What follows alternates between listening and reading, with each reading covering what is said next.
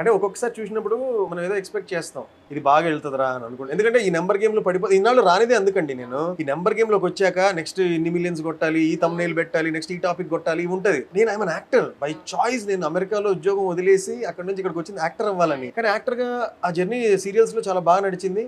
దాని తర్వాత నేను సినిమాల్లోకి రావాలనుకున్నాను. కంఫర్ట్ జోన్ వదిలేసి సినిమాల్లోకి రావాలనుకున్నాను. సినిమాల్లోకి వచ్చాను. I'm finding my ground. చిన్న చిన్న క్యారెక్టర్స్ తో నేను నెక్స్ట్ ఎలా వెళ్ళాలి అని ఆలోచిస్తున్న టైంలో సేమ్ నాలాగే ఇంకొకళ్ళు వచ్చినప్పుడు ఈ అబ్బాయి ఎవరిని తీసుకోవాలి అని డైరెక్టర్స్ చూస్ చేసుకోవాలి సిచ్యువేషన్ వస్తే, ఇతనికి సోషల్ మీడియా ప్రెసెన్స్ బాగుంది, ఇతను తీసుకుందాం, అతని పక్కన పెడదామని 4-5 చోట్ల పక్కన పెట్టడం జరిగింది.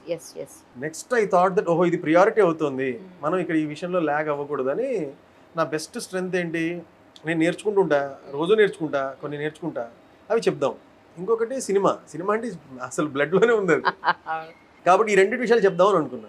ఆ 2 విషయాలు చెప్తున్నా. కొంతమంది ఏమన్నారంటే, అరే నువ్వు నీష్ క్రియేట్ చేయాలి అంటే నీ పేజ్కి వస్తే ఇవి అమ్ముతాడు, లేదా స్కిన్ కేర్ ప్రొడక్ట్స్ చెప్తాడు, లేదా సినిమాల గురించి చెప్తాడు, లేదా ఆటోమొబైల్స్ చెప్తాడు అని ఆడియన్స్కి తెలియాలరా నువ్వు ఏం చెప్తావు అనేది. నువ్వు 36 మాట్లాడతానంటే ఎవరు ఉండరు అన్నారు. అవునా, నేను ఇన్ని రకాలు చెప్పకూడదా, మరి నేను 2 ఇష్టంగా చేయగలనే, ఈ 2 మ్యాచ్ అవ్వవా, ఏదో ఒకటే చేయాలా అని అనుకున్నా.